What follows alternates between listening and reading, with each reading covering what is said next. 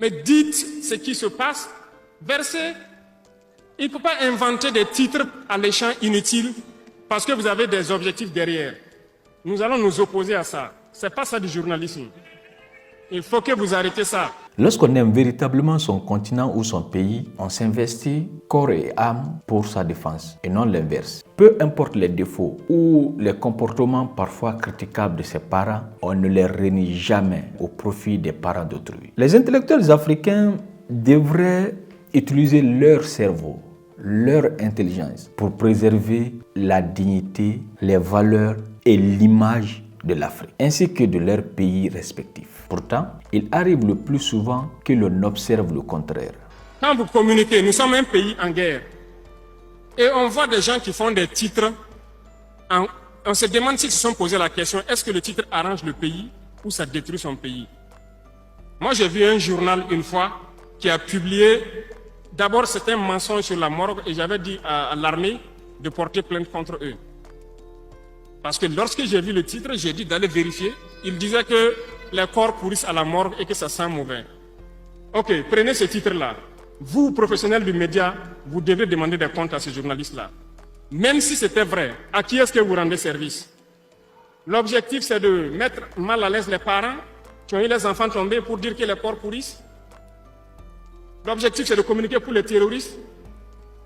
Non, c'est un acte très malhonnête. C'était faux et ce n'était pas bien.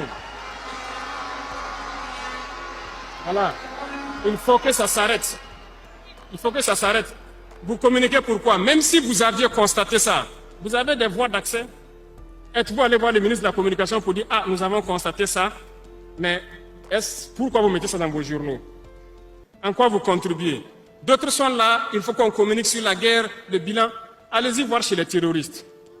Lorsque le drone frappe et qu'un terroriste appelle pour rendre compte que le drone les a frappés, il le menace au poste de ne jamais parler de leur perte.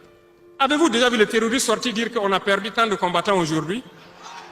Mais pourquoi c'est vous qui voulez communiquer pour les terroristes? C'est pas ça la liberté de presse. Tout ça, c'est malheureusement l'école occidentale. Vous avez appris leur manière de communiquer. Mais allez-y chez nos traditionalistes. On avait des journalistes avant le journalisme moderne. Les gens communiquaient. Il y a plein de griots. Est-ce qu'il y a une seule tribu où il n'y a pas de griots? Les gens communiquent. Revenez un peu aussi à nos valeurs. Tant qu'il y aura certains débordements, nous sommes désolés, nous allons devoir agir. Pour l'instant, nous sommes toujours à la vitesse lente. Mais il faut que chacun revoie sa copie. Communiquer toujours pour la patrie. Il faut honorer la patrie, il faut tout faire pour revaloriser notre pays. Vous parlez des investissements des impérialistes dans leurs médias, oui. Mais ça vient jusque dans nos pays. Beaucoup de médias sont financés par ces impérialistes-là et qui travaillent pour l'impérialisme. Il faut d'abord commencer à travailler pour la patrie. Voilà.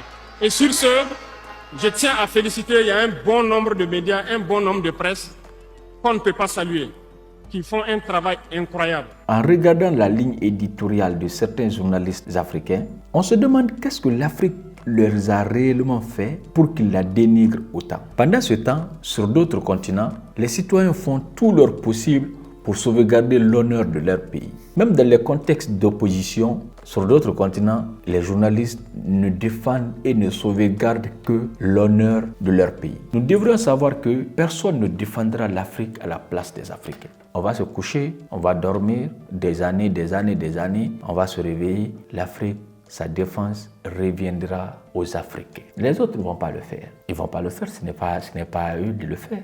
Si nous fermons les yeux et essayons de vendre l'Afrique à des prix dérisoires, cela n'engage que nous. Alors, ce n'est pas parce qu'on n'aime pas la tête du président qui est là qu'on va essayer de rédiger l'article contre le pays. Tu es africain. Quel que soit ton domaine d'intervention, il faut savoir que la défense de l'Afrique te revient. Mets ça dans ta tête. Tu ne vas pas attendre que quelqu'un vienne te rappeler cela. Non. Dieu a fait que tu sois africain ou africaine. Alors, tu veux qu'on te le rappelle? Personne ne doit te le rappeler. Il faut le faire. Que le président qui est là, tu l'aimes ou pas, s'il y a des bonnes actions posées, apprécie, c'est ton pays. Le président va passer, ton pays va demeurer. Alors, lorsque le président pose des actions qui ne sont pas appréciables, Les journalistes savent comment faire des articles, comment traiter des informations, sans porter préjudice à son pays. Peut dénoncer sans vendre la mauvaise image de son pays. Pourquoi ne pas faire cela? Nous devrions savoir que nos désaccords ou nos problèmes doivent être résolus à l'intérieur, pas à l'extérieur. C'est vrai, il y a des Africains vendus qui pensent que pour résoudre un problème, par exemple en Guinée, par exemple en Côte d'Ivoire, au Burkina, au Mali, il faut courir aller quelque part de l'autre côté, s'asseoir dans un salon et tout balancer. La solution, c'est de trouver une solution pas forcément à l'amiable. On peut dénoncer à l'interne, on peut essayer de négocier, de parler. C'est ça l'Afrique. C'est comme cela les autres ont développé leur continent. C'est comme cela les autres ont développé leur pays. Et c'est ce que nous devrons faire aussi. Ce n'est pas courir, partir chercher des mentors de l'autre côté, leur dire « Ah ben, moi, le président qui est là actuellement, on ne l'aime pas.